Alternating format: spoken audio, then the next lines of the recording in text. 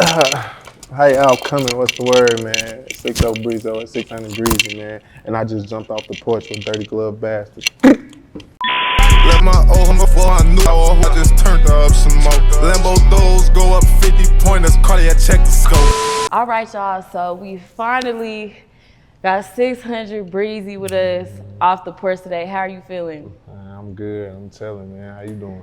I'm doing good. Now, you know, I was kind of overwhelmed when I was like doing my research on you because you got so many crazy stories. Like, I don't know where to start. You didn't live a lot of life, like a lot of life. Yeah. Do you ever be looking back like, dang, like I grew up way too fast? Oh, yeah. You know, I started fucking at 12, and Not 12. We was in the streets at 12, 13. Yeah. So, you know, I felt like, hell yeah, like I ain't get that real childhood that, you know what I'm saying, I want my kids to have and shit. Like I'm really was in the streets and like gun violence, gang shit, like early. So getting kicked out of school, getting expelled and shit, going to jail 15, 14 years old. So yeah, I moved way too fast.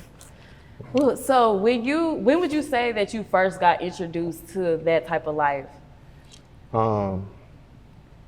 I ain't gonna lie, like just everything with my hood, how it started off just little fist fights over girls and shit, and niggas would come shooting at us. So it was like we had to protect ourselves type thing. So that it was forced upon us. Like this one no shit that I grew up, I'm gonna be a gangster, and hell no, that shit was like forced upon us, and you just had to protect yourself, shit. You know, it's crazy, like you said, how y'all started off with fist fights and girls. I've heard a lot of people talk about how majority of the beefs that be started is like from Females. From females. Yeah, what is your perspective on that? It's like, can't nobody stop it because when it comes with a woman and a man, it's very emotional. So you dealing with young men at that don't really understand their feelings and shit like that. So they probably be 14 and got a girlfriend and feel like they gonna marry her and they love her and they gonna be with her for the rest of their life. And you slide in her DM or something and then he come and shoot at you over her.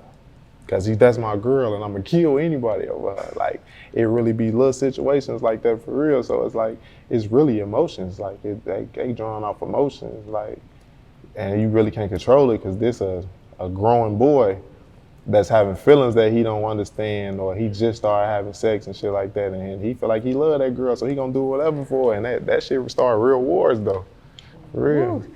Now, when would you say life really got real for you growing up?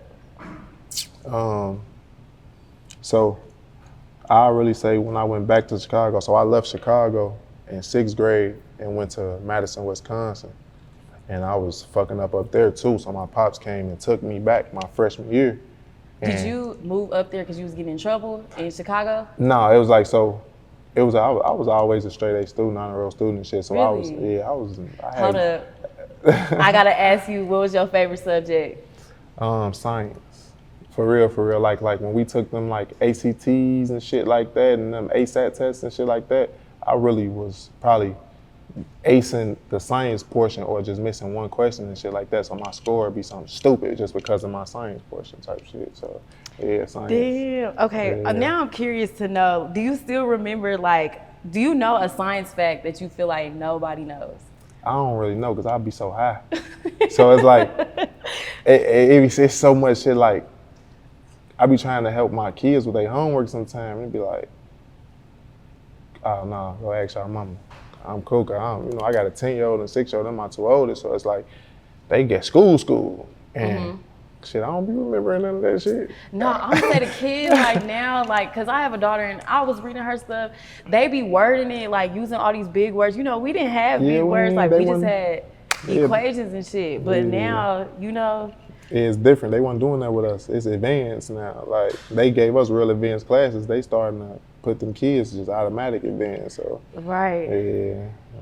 But getting back into when life got real for you, you said that you moved to Wisconsin and then back to Chicago. Yeah, so it was cool. Like my mama decided to move out there to change her life around and shit or whatever. I ended up going out there with her, but when I got out there, I took the Chicago mentality with me. So I got my own little gang and shit.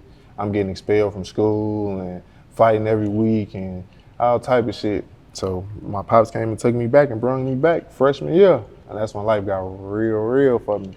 Like, I feel like the war in my neighborhood started off a little situations with me and niggas over females. So it'd be little fist fights and then, you know, people come shoot at us and we gotta defend ourselves. And that shit started real life beefs. So that's really one of the first situations dealing with me and like probably two more of my homies is that we beefing over females and like we was fighting, but niggas coming shooting at us and we like, God damn, why? Oh, so it's like y'all were the fighters and like other people was like. Niggas was more advanced than us for real. Like we had to catch on and catch up. But it's like, I had big cousins and shit. Like my pops wasn't never with that shit. He ain't want me doing none of that shit, but I had big cousins going behind him like, fuck that cuz, them niggas trying to kill you, protect yourself. So, you know what I'm saying? Like, I thank God for them niggas, like rest in peace to my cousin, big guy. Like, I first get into anything and niggas shooting at me over females, you know what I'm saying? He made sure I was straight. He made sure I had something to protect myself. So my pops was against it, but he like, shit, man, fuck that. I'd rather you protect yourself than let a nigga kill you. So all that shit was over girls. It wasn't over nothing serious. It wasn't over no money, nothing. It was over females, for real. So once you got shot at, was that in that moment, did you realize like, damn, it ain't no point in fighting no more, like we gotta move on to the other stuff? Nah, I still was beating on niggas. To this day, I still see a nigga and punch on him, but it's like, you know, people don't respect fighting. In Chicago, it's like really a pride thing. It's really, in most places too, like people really think they look at cities like Chicago and be like, oh, them niggas think they tough because of such and such. Like, no, I give everybody their props. Every city and state got gangsters. They got niggas that's in the streets and niggas that's doing shit. Like, but it's like, with us, like, I just imagine a nigga get punched in front of his girl and knocked out. He don't want to come back and fight you. He gonna try to kill you because you embarrassed him. You know what I'm saying? Like, so it really be a pride thing with niggas in Chicago because it's like, even if we fight like me and then you lose, but everybody like, damn, you let that nigga beat your ass. So now as other niggas, man, you gonna have to kill that nigga. And that's about just how some people mentality be though. You know what I'm saying? So, yeah, no, I ain't never really think like, that shit is all self-defense with me. It's all self-defense. I ain't going out just looking to hurt nobody. Like, I'm gonna protect myself though, that's it. Now, on the outside looking in, because I've never lived in Chicago, I know like back in the day, it was a point in time where like Chicago shootings always on the news. Like they had Chicago painted out as like fucking Iraq, like a war zone. But with you actually living there and growing up there, what was that like for you to just witness everything going on? So I could be honest and say growing up, I didn't see majority of that shit that was going on. Like Chicago was really fun at one point. Like we really could take the bus and go to other people's neighborhoods and go to parties or ride bikes or go to the beach or be in the park, and like it was real fun at one point in time, and then it's just like shit just started switching over and it's just people just started dying. So it's like the picture they paint of Chicago is absolutely true, but only in certain areas though. Like from where we from, I'm from 59th and King Drive, that's the south side, southeast really. Our shit fucked up. But we also right by Hyde Park in Brownsville and shit like that, and Obama House in Hyde Park. You know what I'm saying? So it's like good, bad, bad, bad, good. Like you really can't tell where you at, but that shit going on. So it's like Iraq in certain parts of Chicago, but not the whole city. Downtown is beautiful. Like you really ain't shit gonna happen to you down there up north. A lot of spots, like it's a lot of places. We got a lot of west suburbs, south suburbs. Like you'll be good, but it's just like it depending on where you at. So like yeah, the picture they paint, that's true. It's like Iraq. It's like niggas got switches and everybody got guns and they just doing whatever with them. And they killing and they shooting, but you got a lot of spots that's good. But growing up, I ain't really see none of that shit until I got to my, like I seen a nigga get killed before at a young age, but it wasn't like on no everyday basis how it's going on like right now. But they also, I know they probably trying to stop the virus, but they portraying a bad image of Chicago though. But they ain't trying to help, they just putting it out there. But shit, it's half and half. Half Iraq and half is good. Oh, wow. Now, growing up, outside of, the rap, were you into like sports or stuff like that? Yeah, see, I played sports for that little 2-3 years I went to Wisconsin. But by the time I came back, the street shit just hit me so hard that I couldn't do none of that shit. I couldn't play sports and do none of that. Like, it was just like, you know, how can I go to a football game knowing niggas want to try to kill me or something? You know what I'm saying? They know I got to go to practice and they know I got to, you know what I'm saying, go to games and shit. So I couldn't. Like, that was snatched from me, really, because of the street shit and the lifestyle. So, yeah, like, and I was great at that football shit. I was great defensive end and shit. I played a little bit of basketball, but I wasn't really feeling that. They just trying to force me because I was tall. But I like to hit niggas. I like contact. So I was like in the football, I want to like hurt somebody. So that's what I was on. Damn, I think that's really crazy. Like, so basically you were in sports, but the street life was so crazy that you couldn't really do it like you wanted to. Did you ever feel discouraged about that at times? No, because it was like, I never was playing sports to be like, oh, I'm about to go to the NFL. You know what I'm saying? I was playing sports because that's what people do when they play sports, but it's just like, shit, unfortunately, even if I wanted to, I couldn't do it no more.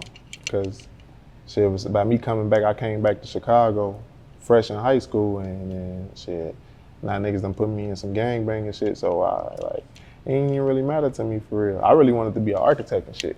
Like, yeah, I ain't care about no sports and shit like that. I wanted to build and structure buildings and shit, like, and I'm looking at shit downtown like, damn, if I build that, if I design that, I'd be a billionaire. So I used to like build Legos and shit. Like my whole room when I was a kid was full of Lego sets and shit, the little bitty pieces with the instructions. I was doing that shit at 5 years old, 6 years old, like building all that shit by myself. Got my pops coming in my room ready to cry, nigga, you did this by yourself? You feel me? Like, so, yeah, I ain't care about sports. It ain't really matter to me that much. Wow. I had watched an interview and you talked about how you actually had to end up leaving school because people were like dead ass trying to kill you. Oh, yeah. That shit is crazy. Like, what? So I guess I would ask, like, when did you know at that point, like, okay, like, these niggas really trying to kill me?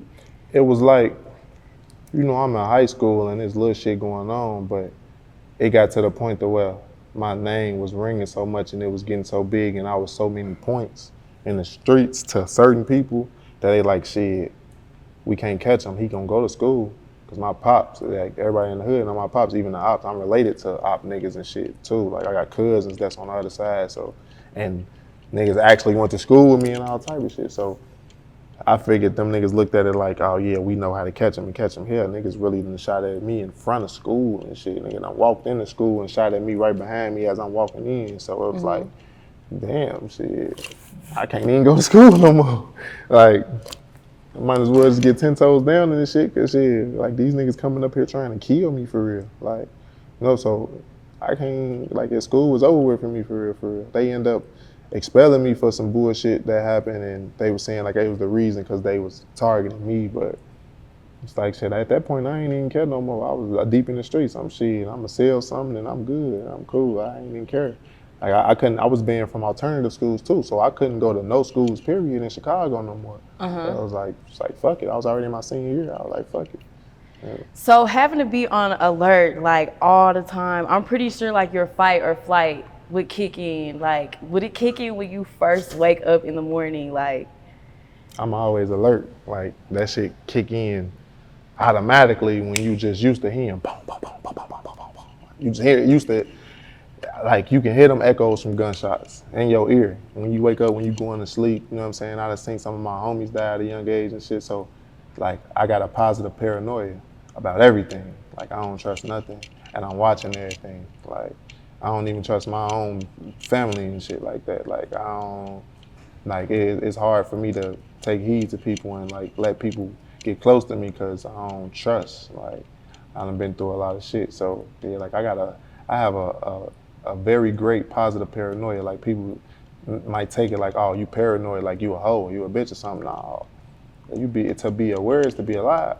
And shit, I'ma always have my antennas up, and I'ma always just be like, you know, because I know how it's been my whole life. Shit, I've been had beef with niggas that I didn't know I had beef with. So there's points where I'm certain places and niggas are still on me and try to jump on me or something, and I don't even know them, you know? So it's like, I always gotta be alert and just on point so won't nobody do nothing to me.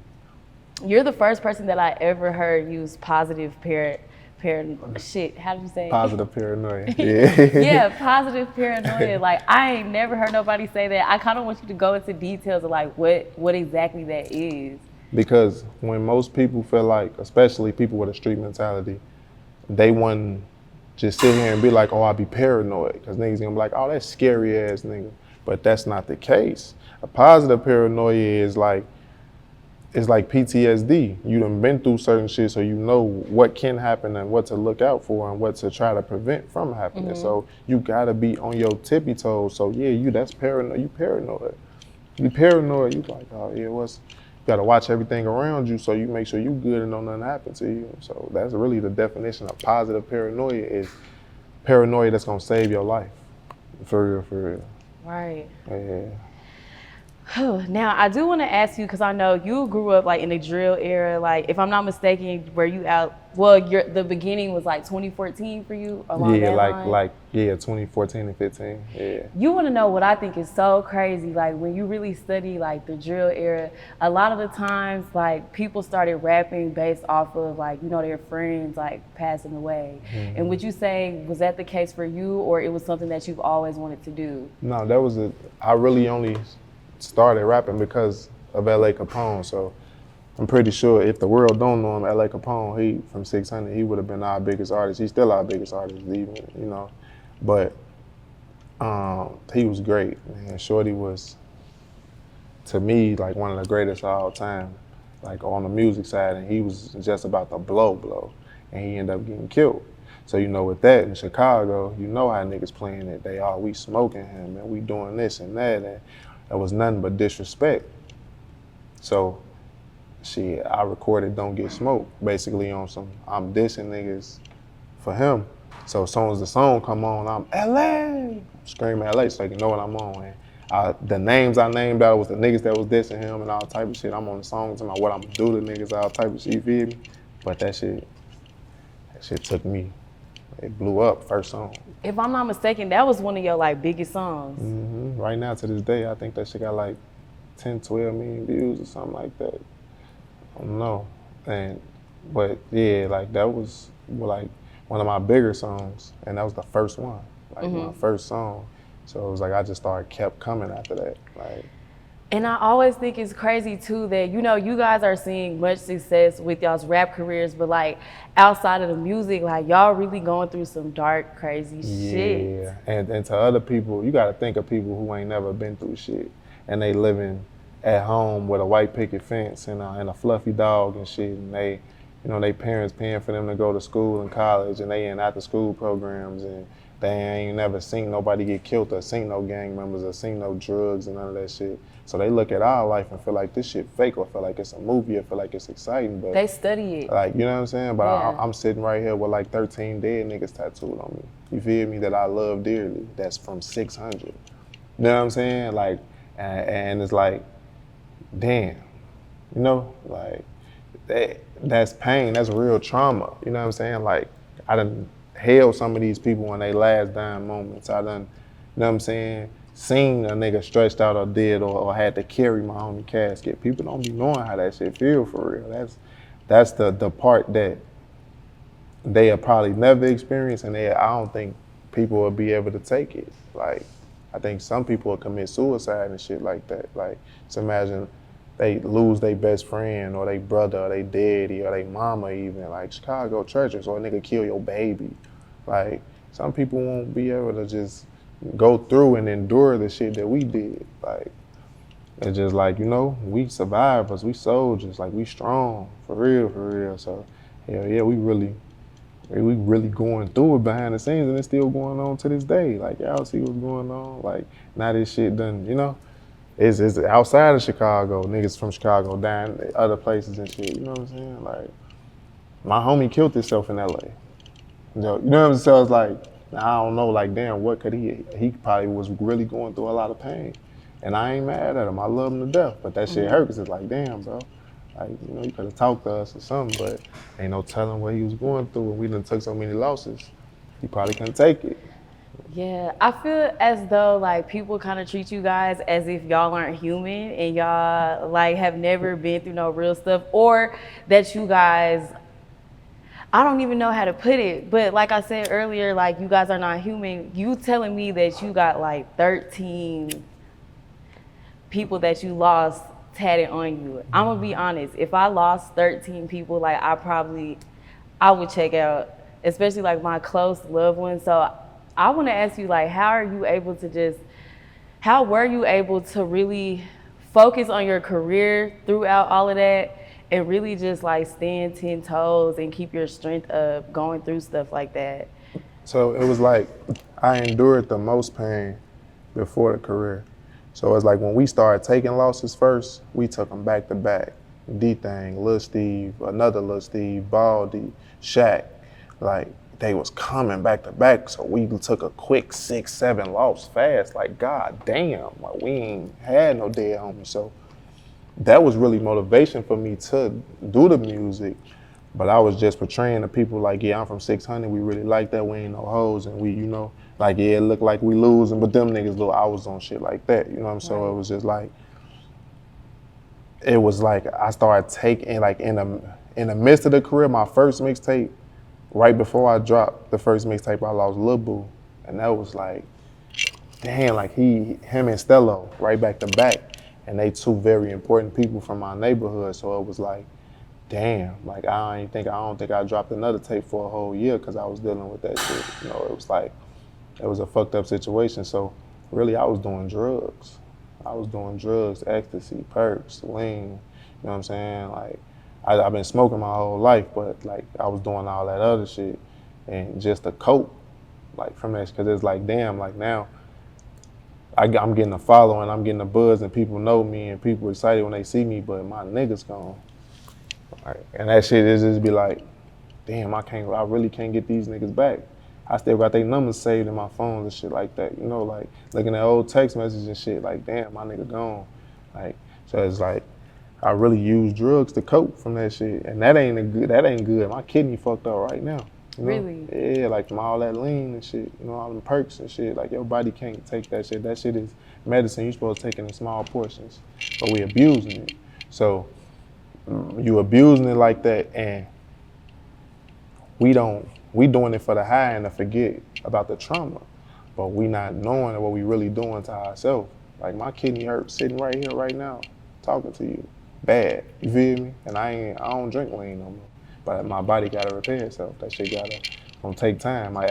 It took me years to fuck my body up. It's gonna take me years to repair it, but it's just the aftermath of it. But that's what I get from using them drugs to cope. But some people don't have no other ways to cope. That's why some people kill themselves and shit like that. But I never, you know, I can't leave my people. Like I got too many people that love me and I love life, so I can never turn a gun to myself or take some fake drugs or crash a car. Like I can't do it. So yeah, really. So drugs is what got me through that shit. Okay, so I do want to ask you, have you fully got to enjoy like the success of your career? Nah. I say no, because every time I get to a bigger point, I go to jail. So it's like every time I get to the point I'm on jets and in mansions and arenas and shit like that, boom, I go to jail for a few years. Or just a little bit of time or whatever.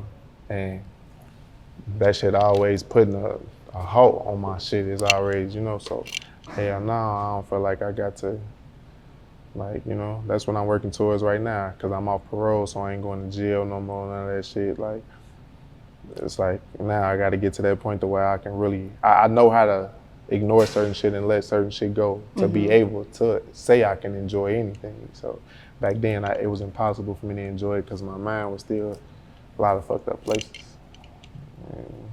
Man, okay, so another interview that I watched when you were talking about being in jail is how when you were in like solitary confinement and how you spoke on like even to this day, like that shit kind of still fucks with your head being in solitary confinement. So like what was that experience like for you?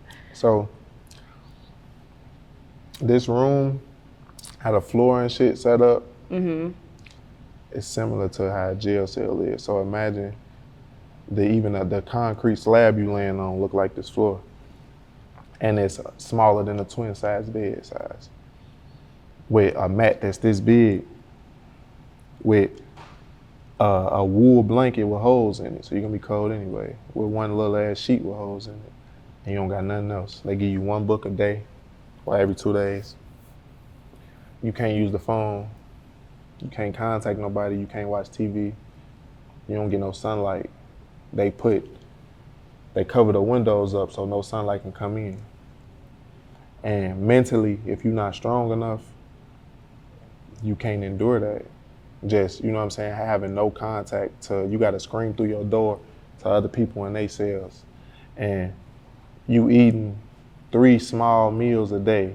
And the first one you get is at 5 o'clock in the morning. The second one is at 10:30 or 11 o'clock in the morning. And the last one will be at 3 or 4 o'clock in the afternoon. And from that time, so you basically don't get no food for 10 hours to 11 hours or something. Then it'd be some bullshit. It's like, that shit is torture. It's like they put you in a small box, like you're an animal, and cage you in, and you ain't got nothing in there but your thoughts and yourself. Like, you wondering what's happening to your mama, to your kids, to your girl, to your friends, what's going on. Like if you were just out regular on the yard being able to use the phone and shit like that, you'd be more okay because you can contact the outside world. But you really stuck in this box, whining like a little dog, you feel me? Basically, so your master can let you out. That shit, mentally, that shit is like, damn. Like, I'm a strong person. I've been through so much shit, but a lot of niggas commit suicide in jail and shit when they be in the hole. And that's why they be putting niggas in turtle suits. They strip them and put them in a little turtle suit and shit and put them in padded rooms so they can't hurt themselves. You know what I'm saying? That's not making it no better. You're making it mentally worse for this person. But man, that shit some of the worst shit I ever encountered in my life. I ain't gonna lie. And I've done times in the 30 days, 60 days, 90. This time I just did damn near 90 to 100 days straight. Recently? Mm-hmm. In solitary confinement? Mm-hmm. I just came home February 22nd. So, like, I did damn near 120 days straight, damn near 100 days in the hole. It was like for no reason though, too. It's like the COVID shit fuck it up now, so they automatically make you be on restriction. So it's basically like you in a whole segregation for like 2-3 weeks. Mm-hmm. But then after that, they'll put you in general population. They ain't do that with me. They just left me. So it was just like, damn. Like, you have no contact to nobody or nothing. Just in a little ass room that's uncomfortable. That shit, I don't know. That shit, I don't wish that on my worst enemy. For real. You done been through a lot, man. Yeah. But I do want to shed more light onto your music career. And I do want to ask you, like, what were some moments that you really enjoyed, even from the first time that you were pursuing your career and just watching your overall success as an artist coming from Chicago? Like, my biggest moments to me in my career, Don't Get Smoked was my first song. Mm-hmm. And just imagine you being an up-and-coming artist and you drop really 1-2 songs and you get on Instagram and you see a DM from Drake. And he basically like, I fuck with you, I fuck with what you doing, woo, woo. Like, we gonna link up. And we really linked, and I was with that nigga for like a whole year. Feel me? Like, I didn't know that so you was like really kicking it with Drake. Yeah, I was on there the whole Summer 16 tour with that nigga. Like, them niggas OVO family to me. Mm-hmm. Like, all them niggas, Chubbs, Baka, Preem, like Future, not the Future the rapper, but Future is like he do a lot for bro, but CJ, like, them niggas is family for real. Like, I done really moved around with them and did a lot with them niggas. So that was like one of the biggest moments of my career because Drake introduced me to everything. I got on private jets with him for the first time. I seen real mansions, like the real ones, the Beverly Hills shit and the shit in the hills with the infinity pools and shit like that. Like, I seen all that first shit with him. the backstage at arenas and shit. Seeing how they party after the shows. Like, I've been there for all that. Security guards, we jumping out of trucks, we gotta hurry up and move in and out of spots. I did all that with him, so I'd say that was one of my biggest moments in my career. Then my second was my second mixtape. So it's really like we going down the line. Second mixtape was Breezo George Gervin Iceman edition. And I got a chance to work with OJ Da Juiceman. And OJ and Gucci played a big part in my career and just my lifestyle, for real. Like, them was the best rappers in the world to me at one point. You feel me? Like, like, you know? So, and I really looked up to them niggas in their lifestyle. So I was just in the studio, I was in Street Execs. And rest in peace to Bankroll Fresh. He used to be around and shit too. Like, and we all in the stew one day. Me, Bankroll Fresh, E-Day, like, couple of my homies from 600 and shit, like, and then just Juiceman walking that motherfucker. Well, I'm Cap One, there's a bunch of us in there.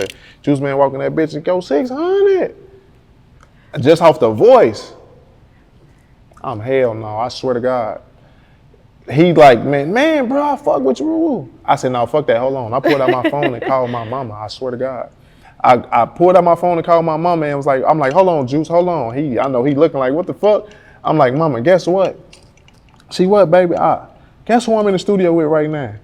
See who? I said, OJ Da Juiceman. My mama told me, hey! Say, baby, I'm so excited. I'm happy for you. You get to work with one of your favorite rappers. So now Juice looking like, damn, this nigga fuck with me for real. This nigga called his mama. So I just wanted him to hear that shit, like, you know, because I wasn't trying to fangirl or no shit like that. But it was just like, nigga, I was trying to let him know you fuck with me, but no, nigga, I fuck with you way harder than you fuck with me. So me and Juice then they did a whole mixtape. You know what I'm saying? Like, so that was like another, that was a big moment for me because I got to work with somebody that was on my everyday playlist and really like sit and chop it up with them, like besides the studio, we'd link up and, you know what I'm saying? Like, just get high and just ride around the 8th Street nigga shit. Like, so I ain't gonna lie, them two things are like biggest to me, like in my career for real.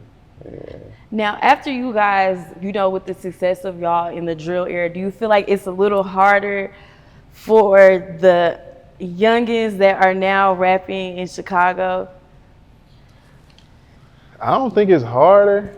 Like, what you mean, like music-wise? Like, yeah, I would say music-wise, because, you know, they gonna deal with the constant comparisons to y'all. And it's like, you know, you guys set a blueprint, like y'all set the imprint, and it's like when they're coming in, it's like, damn, they got to deal with the constant comparisons, like, oh, y'all don't sound like it's it. Ooh, Bibby, Herb, Keith, Dirk, Pappy, LA, E-Day, like they got a long list of niggas that they got to get, you know what I'm saying, compared to, but I feel like that's just gonna make Shorty them better though. Like, we set the tone for them and we ain't come to play. So it's like with the drill era, Chicago came with heavy hitters, like back to back to back to back. And like even some of our ops, they even, you know, got a name for themselves and was big. So it's like, Shorty them should look at that as motivation and be like, we elite, we the ones. So when they come out, they should just, you know, just be like, shit, I just gotta go hard, I gotta go crazy so I can, you know, be in that list of greats. That's it. I don't think it's too hard on them because they dealing with the same shit we dealt with, and it's easier for them because they got a light on them already that we didn't have. Right. Like, we had to earn that light. They already got it on them because of people like us. So I feel like it should be easier for them. Was there any point in your career where any beef that you was in kind of overshadowed your music?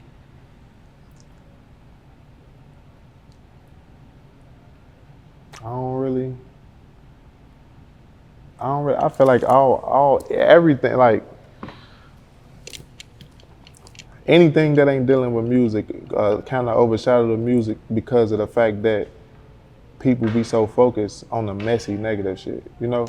Yeah. So it's like, no matter the situation, no matter if it was beef or what, just because it's some shade room type shit, just because it's like a soap opera, like people be into that type of shit. So hell yeah, like, cause people gonna pay attention to that more than they pay attention to the music first. Like it might lead some people to the music, but some people probably only there for the messy shit because they bitter with their life. And, Right. you know what I'm saying? Ooh, yeah. I ain't gonna lie. Like I used to see you in the media a lot for like a lot of things. But I do want to ask you. Okay, so the deadbeat father stigma that was placed upon you. For a situation that they don't understand. And I got kids. Like, and people think that the kids that they think is mine, they think, oh, that's mine. No, I got kids. I got a 10-year-old. That's my oldest. You feel me? I've been having kids. Ain't nobody never seen nobody say that shit about me. So that's just a situation that they need to mind their business on because y'all grown people. Why y'all worried about kids? This shit real. That's a real life situation. That ain't nothing to play about. I understand they hit the net or whatever, but people be too focused on that messy soap opera shit. So people ain't thinking about it like, shorty them gotta grow up. And they gonna see that shit and be like, damn, our life was surrounded by some fucked up shit. Like, you gotta protect them babies. So that's why I don't even speak on it. People, when that shit be happening, they don't see me say nothing because I need that taken care of the proper way. Right. In courts or some shit like that, you know, because it done got too far out of hand. But I feel like people shouldn't worry about that type of shit. Like, it's all type of other things in life that they can worry about than other people's kids or other people's infidelities or other people's personal life. Mm-hmm. But that's just bitter people. They upset with shit that went on in their life. So just imagine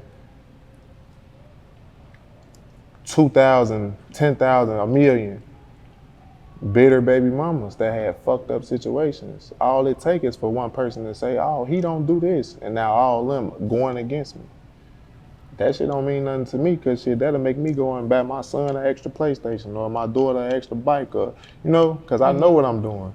So it's like, that shit don't mean nothing to me. Like, that shit gonna get taken care of the proper way, and on my behalf, nobody's never gonna know about it because I don't speak on it and I'm never gonna speak on it. Right. I feel like people should just mind their business, especially when it comes to babies. They precious. They ain't got nothing to do with them, you know? Like, that shit between grown people, and I feel like certain shit like that just should be left alone. But people get a kick out of being in the comments. They ain't got nothing going on with themselves. So they gonna get in the comments and try to bash somebody else, but they short on their rent. They car just got repoed. Right. You know what I'm saying? Like, they can't afford to put their kids to school. So how you worried about somebody else's kids and your kids ain't straight? Your baby pamper sagging and you can't afford no more pull-ups. But you worried about, you know? Like, so, yeah, that shit. I feel like personal shit like that shouldn't be touched on, but I don't give no fuck how people feel about me and what they say. They talking about me. Thank you. Now, when it comes to fatherhood, what would you say are some morals and principles that you're instilling into your kids now? It's like, I'm really just teaching my kids to not do the shit that they seen me do, and they seeing still to this day, you know, because I don't got no little bitty babies. Like, I got a 1-year-old son, you feel me? But other than that, my kids is all big kids, and they on tablets and phones, and they can see everything, especially my daughter. My daughter be calling me, Daddy. Oh, she be see? Oh. Oh. I be getting in trouble. Like, she the parent. She sick, you feel me? Wait, how does she be seeing that though? Like, what? She be on the side? YouTube, and she know probably her cousins or something done told her, yeah, that's your daddy name. She probably, that's my daddy. She know his name's 600Breezy. So she done looked it up and be like, so she done called me and daddy. Has she ever asked you? Okay, because you know they be making like them full YouTube length documentaries over y'all. Has she watched one of those? I don't really know, because I be trying to tell her like to stop watching it. Like, don't watch my videos, don't watch that stuff, baby. Like, daddy love you. That's a fake version of me. Don't pay attention to that. But it's like, damn, like, she's seeing that shit. So it's like with my daughter, like, you know, I got videos and shit, girls shaking their ass and shit like that, but I'm at home telling them, don't do that. So, you know what I'm saying? It's like, Like, but you don't think about this before you had kids. You know what I'm saying? Even when it takes stuff like that. Like my son, 10, and I know I started fucking 2 years later. You feel me? So he in that age range, so I gotta really watch him now. So it's like, I can't do nothing but programming him to be like, don't be like me. Like, Right. I already miss a lot of time with them because I be on the road and shit, and I'm not with they mamas, and I got multiple baby mamas, so it's like, it's a fucked up situation, you know? Yeah. That's another thing, like, people gotta realize what they doing too. Like, you know, when you just fucking and living in the moment, you don't think like that.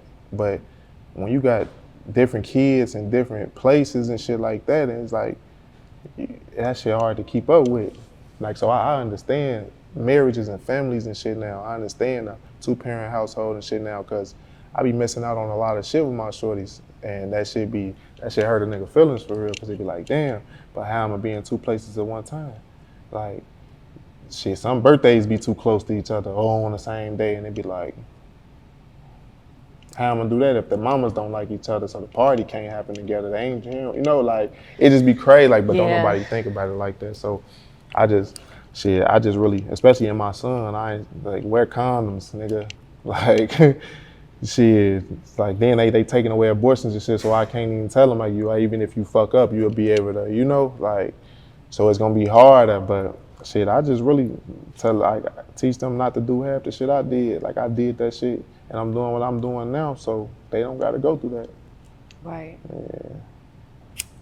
Man, now you just recently dropped your project Retaliation, August. So talk about this project and exactly what it meant to you. So this one was big for me because it was like, you know, that's why I named it Retaliation, because it was like get back. So it's like, I done had so many bumps in my career, jail and shit like that. That's why my cover is all the mug shots. And that ain't even all the mug shots all my life, you feel me? So that's just showing like what I've been through, and where like some people will be like, he just wasn't rapping and he disappeared, and niggas like, nigga, he was just in jail for 2 years. Like, you know what I'm saying? So it's like, this really the get back for me. This really like me coming back and taking my spot back. So I'm on some tough shit. I'm chastising niggas, and then I'm gonna give them music too. Like, Yeah. I'm giving them music. I'm giving them music that I never gave them before. Like, I got an ass shaking song on there. They never heard that type of shit from me. I got a feature from Money Man on there. I never did saw no that. features. You know what I'm saying? Like, so it's like I got potential club shit and I got the street shit too. So this one was big for me, because then the production, I got Forever Rolling on there twice. I got Hitmaker. I got Bankroll Got It. I got Rocaine. Like. Markel 806, like, I got a good line of production too. So this one, shit, really, it's just a start for me. So some greater shit, for real. Are you feeling a lot like more motivated, like a lot more inspired and shit now? Hell yeah, because it was like, I was on parole, so the thing was, it's like I got a parent hanging over my head, telling me what I can and can't do, slapping me on the wrist, and if I fuck up, they gonna put me on punishment and put me in jail.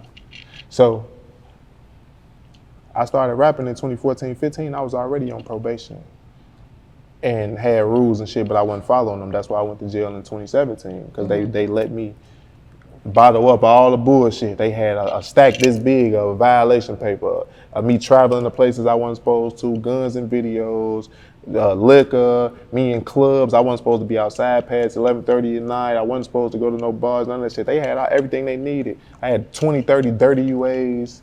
Like, they stacked that shit up, and they basically let me do me, and was like, all right, you thought you done? Nah, we finna send your ass to prison. You ain't listened the whole time, and we sat there and just watched you and let you do it. So go ahead and go ahead. Go So they was stacking up the paperwork. My whole career. They even had Drake in my paperwork. You know what I'm saying? They had Drake in your paperwork. Because they was watching me like that. You feel Wow. me? Like, they watched, so they, you know, anything I was doing or I was around, they was on me, because they was trying to get me for something else, but I wasn't doing no criminal shit. I was really just rapping. But, you know, I had just came from selling drugs, and I was in a serious drug ring, so they like, man, hell no. Because everybody else on my case, like, chose not to be smart and went back to the same place we was at and all got caught and went fed. But then it's me, the only one that's out of all these damn near 20 people that was in this first conspiracy, so they don't believe that, oh, I just let that shit go. They basically looking at it like, oh, that's a facade, and he's supplying them, but that wasn't the case. So I really had to plead my innocence. Wow, so they painted you as a drug dealer, but you were rapping like that. I really did. When I got caught, I was done. When I got caught with that shit, the numbers they threw out there were so crazy. I'm like, ooh, no, I'm cool. I'm cool. So, you know what I'm saying? Like, It just so happened the same people I was with, when they let everybody out of jail, they started a whole new investigation on them, and them niggas, you know what I'm saying? They locked them back up. But how look if they got everybody but this one person? So they like, nah, they made it seem like, nah, this nigga just too smart. But it was really, I had a paper trail. I was really doing the right thing. So now it's the fact of, oh, this nigga doing the right thing. Fuck that. Hell no, he a low-life drug dealing ass nigga. We just can't catch him, so violate him and send him to prison anyway. They still got some years out of me. Even though I was innocent of the shit they was trying to put on me and what they was watching me for. So that was all that shit was illegal because they watching me for another charge that was never there for me. So they was like, fuck it, we just can't let him walk. He got them bullshit violations. Let's just start his number over and send him back to prison and fuck his career up. That's how I felt like they looked at that shit. Like, wow. Now, before we wrap up, I promise we almost done. We almost done. Cool. So the internet trolls is trying to come for you right now with your recent interview. Just to break down the perspective, because I don't know if things probably got taken out of context, but in your perspective, the things that you said throughout the interview, like, where's that coming from? What place is that coming from, I would say? All that shit, them questions be about Von. Yeah. And it be me trying to defend Von, because it's be like, first of all, I feel like ain't nobody defending them. And then it's like, when people ask me certain questions, I speak off emotions. You know what I'm saying? So a lot of shit, but like you said, it be trolls. So a lot of shit that people saying or trying to say or whatever, it's like, I don't be giving no fuck, because it's like, I'm speaking from a place of hurt that, you know what I'm saying, a nigga that was doing so great from the same place I'm at, he dead and gone. So, I'm just at the point where I'm like, I ain't just answering no more questions about folks, because it's like, I answered everything I can answer, but, right. That's just the internet, and you can't beat the internet. So it's like, people use that snitch word too loosely. Because if you ain't never incriminated a nigga or got nobody locked up or in their paperwork, or you feel me, in some type of criminal case, you ain't no snitch. So, they just be throwing that shit out there. And then a lot of them blogs be switching up shit that be said too. Like, there's been a lot of situations like they say I said something or whatever, and people won't take the time to look at the video and see like, he didn't say that shit. They just gonna go off the caption. So I don't be really caring, because ain't nobody gonna do nothing to me. Nah, I look at it like that. That's why I get on that tough shit. Who gonna do something to me? Because I ain't, you feel me? Like, I'm gonna say what I wanna say at the end of the day. And I ain't incriminating nobody, or, you know what I'm saying? Like, I ain't on no hating shit. I ain't on no sucker shit. So they not used to people that tell the truth or be honest about just anything. Everybody liars and they putting up a facade, and I'm too real to put up a facade. So yeah, shit, I just be really speaking out of emotions on a lot of shit, but I learned to stop doing that too, because people not gonna understand where you coming from.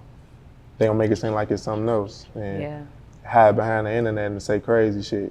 But a lot of them fans will be the same motherfucker, say some disrespectful shit, then see you be fanned out and take a picture and post it. Damn, guess who I bumped into? Not knowing if I knew that's what you said. Right, yeah. Yeah, a lot of that shit be emotion though. Like, we done covered that. The beginning of this shit, like, I done been through a lot of shit, so when it be about dead people, it just be deep as hell. Like, it be deep. So, a lot of shit just don't be meant to be talked about for real. Like I said, a lot of shit don't be for the internet, but the internet only want that shit. That's what they looking for. They gonna egg that shit on to make it big, because that's what they want. They don't be looking for the positive They looking for the messy. They want some bullshit. If it ain't no bullshit, it ain't good to them. For real.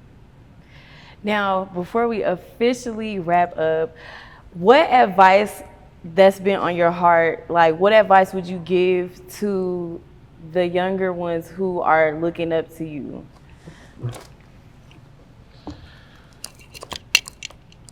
Don't follow our footsteps. And I'm not saying with the rapping and the money and the chains and the cars and the girls and the fame. I ain't saying that.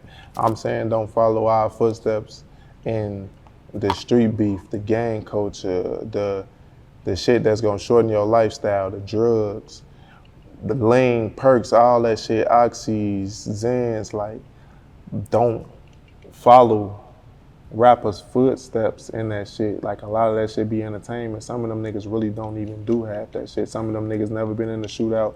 Some of them niggas never really popped a molly or nothing. You know what I'm saying? But they telling you to do it, and then you doing it, and you really killing yourself, and you setting yourself up for failure. So my advice to the people that, cause I know our wave was treacherous. Like, our wave was about murder and mayhem, and it was glorified. But, you know, with us personally, we ain't want to live our life like that. It was a survival tactic.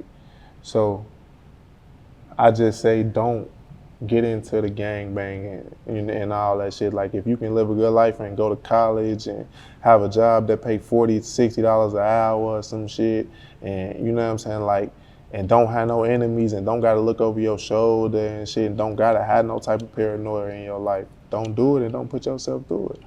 Like, it ain't worth it. It ain't worth it. I lost a lot of my niggas. A lot of my niggas that y'all seen that came up in the wave with me. You know, Free D Rose, he got 40 years. Rondo and C-Day, they got 40 years. You know what I'm saying? Like, E-Day started this shit for us. He just recently got killed as a grown man in his 30s. You know what I'm saying? Like L.A. Capone, you know what I'm saying? Dead and gone. Like main faces from 600 that they seen coming up, like, they gone, you know? Like, all the savages that y'all knew that was just on the sideline, the Lil Boos, the Stellos, the Lil Steves, you know what I'm saying? Like it just, the shit we went through, it ain't worth it. So my advice to y'all is, shit, live a clean cut life, man. If you ain't gotta do it, don't do it. Like, you ain't gotta do this shit, ain't cool. Like, it might seem cool to y'all, and you know, you might get an adrenaline rush off them guns going off, and when somebody get hit, they gonna fuck around and die. Ain't no coming back from that shit. If you do something to somebody, you gonna fuck around and go to jail and be in solitary confinement for motherfucking forever. So, shit, take the right path. Do the right shit. Like, this shit ain't cool. We was forced in this shit. We was poverty, you know? It was the environment we had to indict. We had to adapt to the environment we was in. It was like we was raised in the jungle. And it's like a food chain. So, yeah, this shit ain't cool. Don't do it, man. Live a better life, man. You hearing this shit from Breezo, man. Left my old hoe for my new hoe, I just